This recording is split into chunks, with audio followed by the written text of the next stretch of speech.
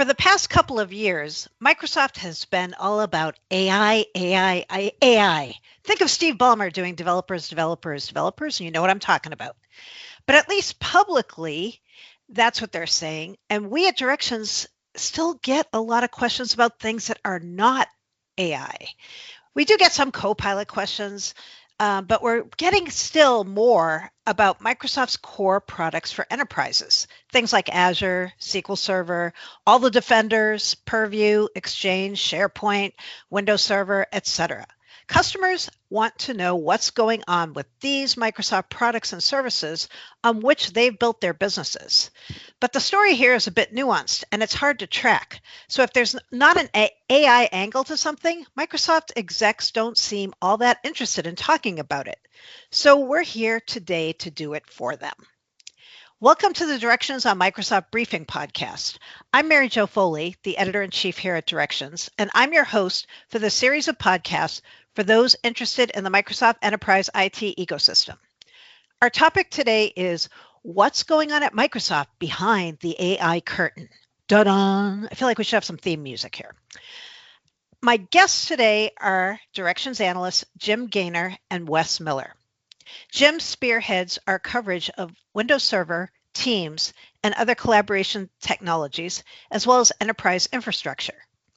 Wes has been co-leading the Directions on Microsoft licensing boot camps for more than 12 years.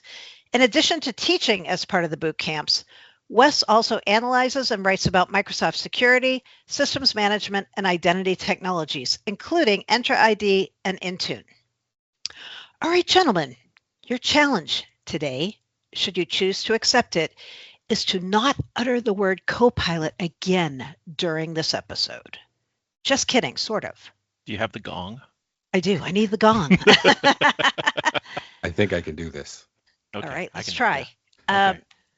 So we're going to start off by talking about the effect inside Microsoft that all this public focus on AI is having.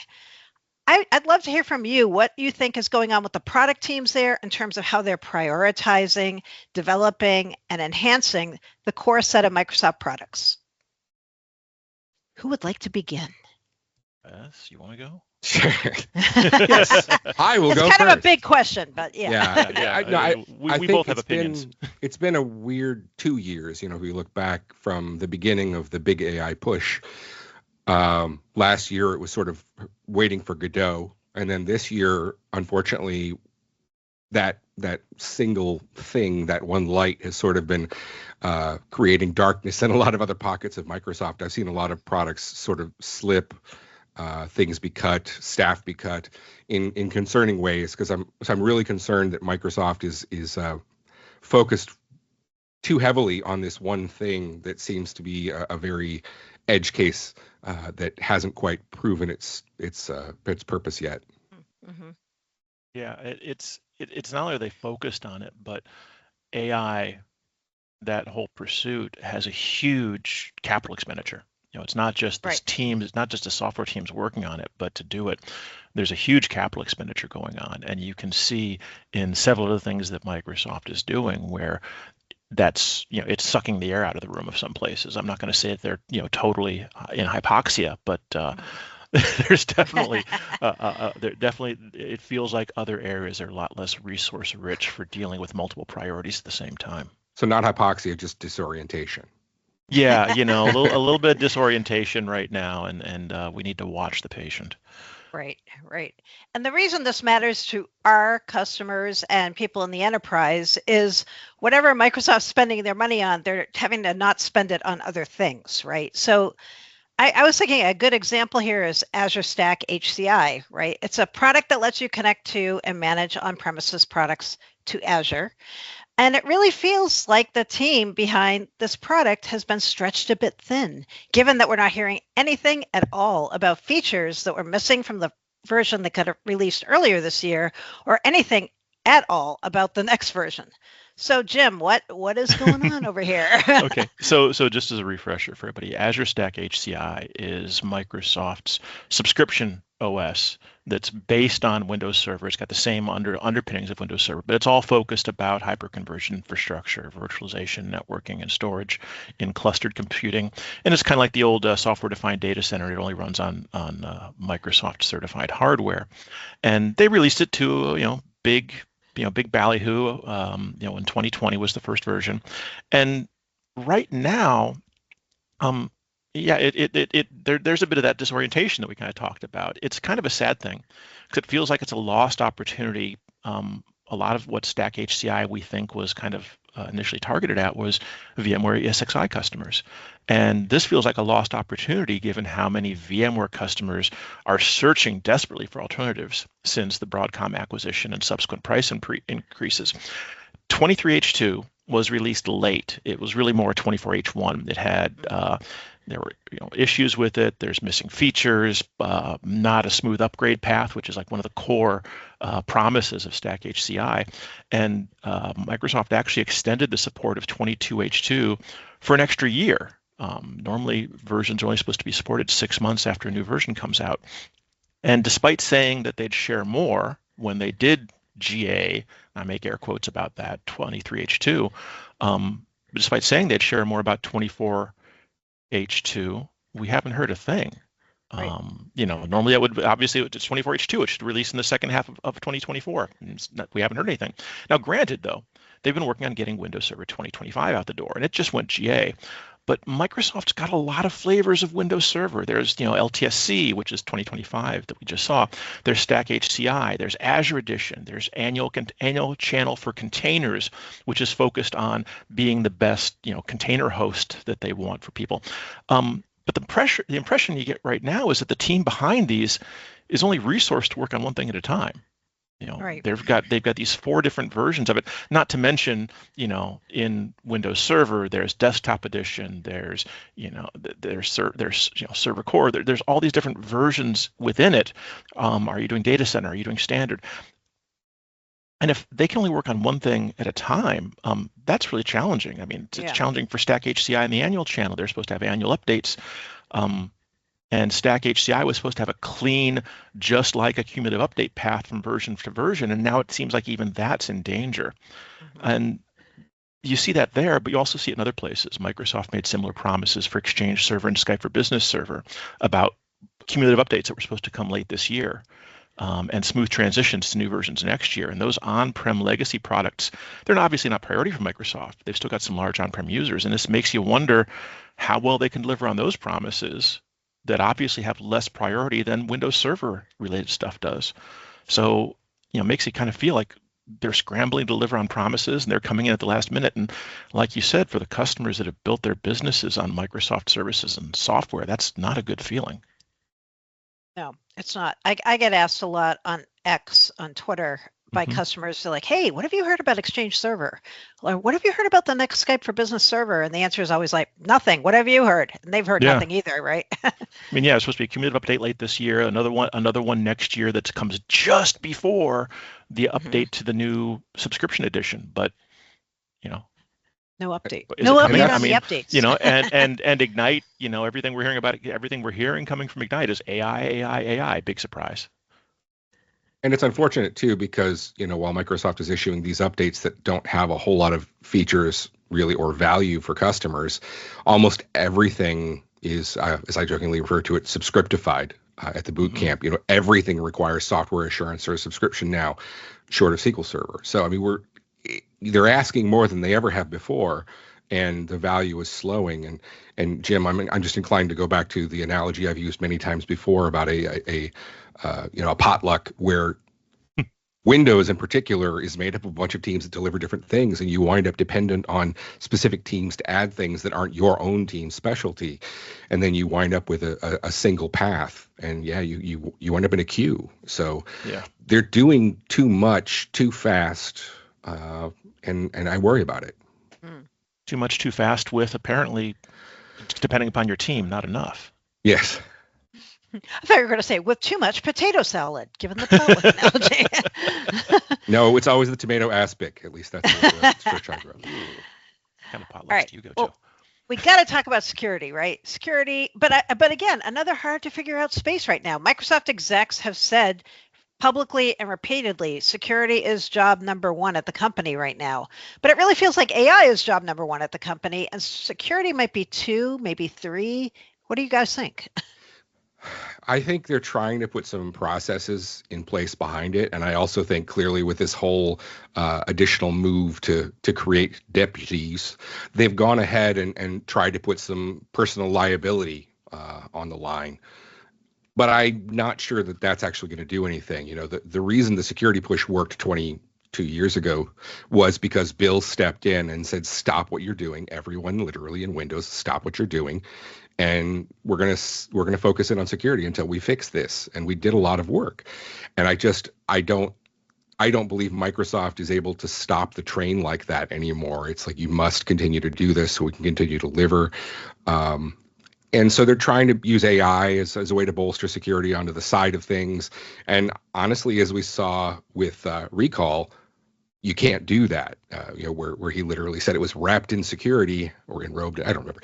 But the point is, it's not something you add after the fact. You have to start at the beginning with what's our security model, and then you build the software. So, and then that's just how are they shoring up the things that they have. And the reality is the last 2 to 3 years have been really rough for Microsoft. They've had a lot of stuff going on behind the scenes that's concerning and things they've had to address.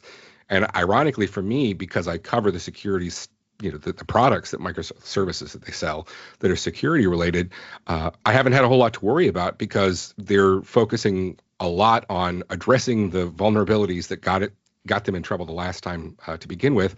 And most of the products, they're really slowing, like the on-prem products, they're really slowing their roll of new features. Not everyone, but I just generally see this again. I think there's an overfocus there on things like Copilot for security. I did it. For something for security.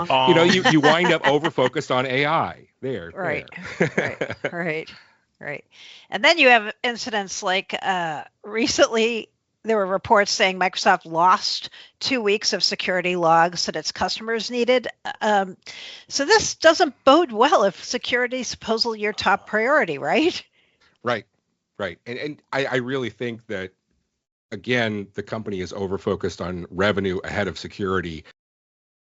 I know my colleague Michael agrees with me on this one. And things like charging people for access to logs it's not criminal, but it's wrong. And in this case, people pay for these things and then we forgot to get them to you for 2 weeks and we don't know where they went. That's really concerning. And it shows some operational shortfalls within Microsoft because that really should never happen with security perimeters. Right. Yeah, Jim? They're doing, I'm trying to think of the best way to put this, but it feels like they're doing the contractual things, but they're not necessarily doing the right things, if that makes sense.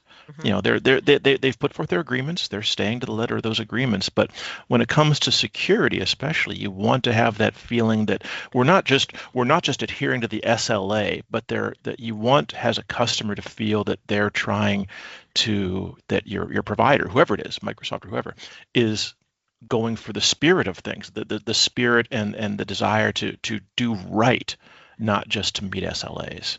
And that's concerning. It is. All right.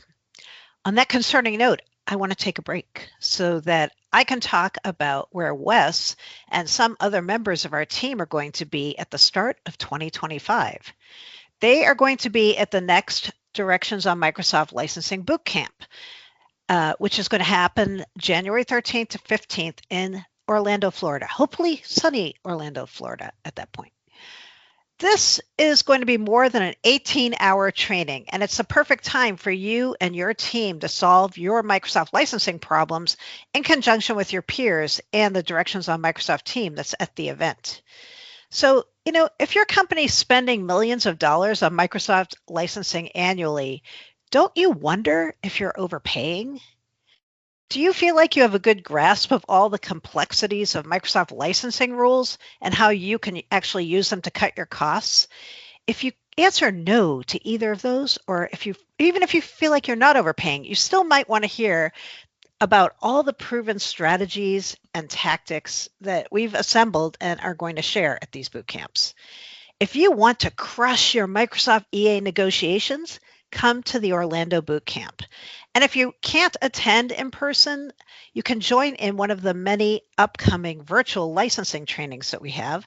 As well, I think in May, there's going to be another in-person boot camp in Atlanta. In addition to these boot camps, we also offer advisory services like EA negotiation support and Microsoft strategy assessments, where we can help you one-on-one with your specific Microsoft product questions and licensing issues. Go to directionsonmicrosoft.com or email info@directionsonmicrosoft.com so you can learn about more of all of these different services that we offer. Okay. Back to everything you wanted to know about Microsoft, except about AI, with Wes and Jim. Okay, the lost security log thing is bad, but that brings up another issue, which is quality, right?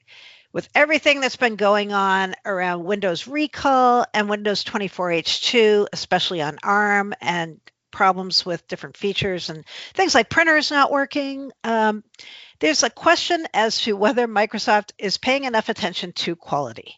And that's been a question that many have asked about Windows and other products for over a decade.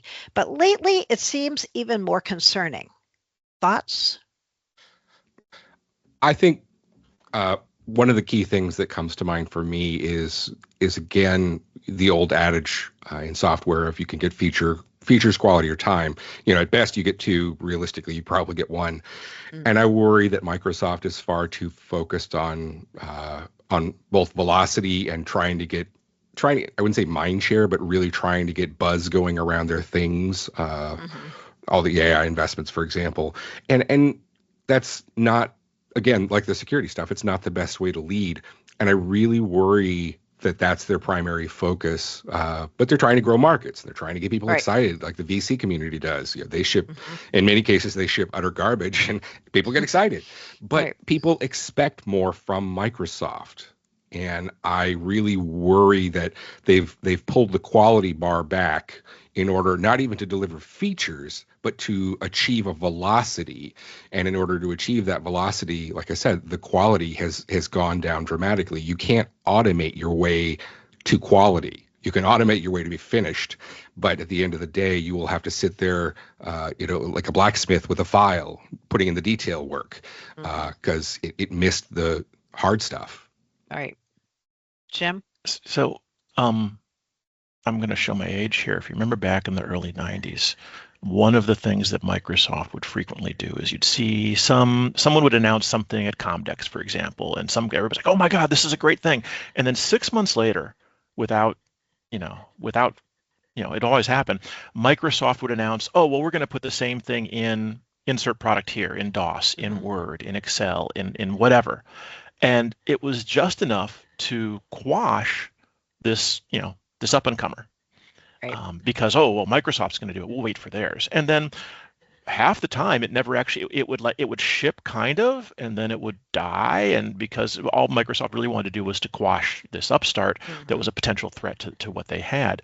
And I'm not going to say that what's happening the same, but that strategy was a broader strategy that you saw in the VC community. It's that build the buzz, build the market, build the buzz that you're a leader in this growing market, and Microsoft's doing that again, and that's again concerning if you're a Fortune 100, Fortune 500, large enterprise that's betting 3 to 5 years of your fiscal plan on Microsoft. You want to know that the stuff they say they're going to do, that they're actually going to do. Exactly. And then there's a whole related idea about them not only having quality issues, but missing their ship targets, right? Like we always say, ship targets are now out, slip targets are in.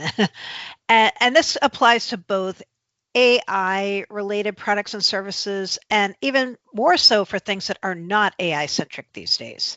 I guess that's to be expected when more and more of your budget's going towards building out data centers at an unsustainable pace, but it still kind of worries me. What about you? Yeah. I mean, and to one other thing, how many times have we seen Microsoft mark like, oh, here's this great new feature, and it sounds like it's already out, but they're really talking about what's in a Windows Insider preview. Mm-hmm. It's one thing with this kind of, shifting around the targets and moving these things around. It's one thing when you've got a consumer electronic, let's say Apple does it. Not always the best example because people expect a lot out of Apple, but Apple's still a consumer company, right? Right. Microsoft serves massive enterprise customers. They need to make major CapEx and OpEx decisions, like I said, and they base them on 3 to 5 year plans, although I think 5 year plans are pretty much out with the way things have been going these days. And as we've detailed here, Microsoft's been staggering around a lot, whether they're disoriented, not enough oxygen in the room, trying to build buzz, whatever, but it makes those customers nervous when so much of their business sits on top of Microsoft services and software. Quick little example, Places. Which is a canary, is I think a canary in the coal mine. Places was a service, a solution, whatever you want to call it, that Microsoft announced 2 years ago for helping manage your hybrid workers. What's the best day to be in the office so I can collaborate with my people? Where do I find a hot desk? Where do we find the right meeting room? This was supposed to answer all of that. They announced it to big fanfare over 2 years ago, just before the AI explosion. A lot of customers were immediately excited. They wanted it as soon as possible. Microsoft was talking about previews in the short term, and then they went silent. And they watched we'll have preview dates. They watched them go by like they're Jack Sparrow. I've never happily watched them go by, and now it's going GA with a rollout in December, but I've heard directly from a lot of customers who needed that functionality badly enough, and they were initially excited and were holding off on Microsoft, and they finally said, screw it, they went with a third party because they simply had that need, and they were really disappointed in Microsoft for building up their hype and then dropping it. It's going to sound bad, but maybe that's why Qualcomm is such a great partner for Microsoft. I mean, I guess to me, again, talking to enterprise customers as often as I do, the thing I'm hearing is just financial pressure, time pressure. Everyone is being asked to do more with less. I'm sorry, Mary Jo, you've heard it from me over and over again. And I feel like Microsoft has to stay on message and start really focusing on delivering and not bewildering people with stuff. This isn't consumer. They're not consumer anymore. Microsoft is out of the consumer game, outside of games, which that's a whole other conversation. But there's still some people who'd like them to be. There's still some people who want them to be. And absolutely. And unfortunately, the focus of the Windows Insider builds is actually almost 100% consumer prosumer. It's not enterprise. In fact, I feel like they've broken Windows for enterprises because they've been focusing on little widgets and gadgets and things. Really, many of them, as a Mac user, I'm like, I've seen that before. You really see them starting to harmonize with innovations everywhere else. But again, it's very consumer or user focused, not addressing problems for the business. So again, asking you to pay more for Windows this year than last year, but not really adding a lot of value for the business. It's not a great direction. Right. And I think to your point, when you're a consumer focused company like Apple, the whole way you introduce features is surprise, right? Or you at least try to, if you can hide it from Mark Gurman, right? But Mark. but enterprises don't want the surprise thing, right? No. Like they didn't want recall to just show up and be like, hey, guess what? Next month we're going to put this on your machine when it comes out. That's not what businesses want. And I think Microsoft always struggles with the problem of balancing the consumer versus the enterprise needs and wants. Absolutely. In fact, again, it's funny because it reminds me so much of different releases of Windows, how they would tick and talk sometimes because different teams were focused on consumer, enterprise. But there's really, I don't see, this is a tangent, but I just don't see enterprise focus within Microsoft Windows anymore, and it makes me kind of sad because customers aren't getting the value that they used to get with like Windows 2000, XP, even 7. It's just waned over the years. I wonder if it's because I always have this weird theory about this, but if their ultimate goal is to try to push people to Azure Virtual Desktop and Windows 365 if you want a business product. I think it's that, and it's also the reality that they know that we have to try and make sales of OEM PCs, and an OEM PC 99% of the time is going to a person at home. Yeah. So you lead, I guess, with where you want the puck to be. But they still, I mean, if we're going to go down that tangent, they still know that your best, as we talked about in the previous in the brainstorm, the best client for AVD and Windows 365 is still a Windows machine. That's true. Because right. there's a lot of the features of it, like, oh, they talk about, oh, look, here's this whole log directly into Windows 365 from your Windows machine. Like, okay, so I'm paying for Windows twice? What? Yes, absolutely. And the Windows app, it only requires that. So yeah, it's.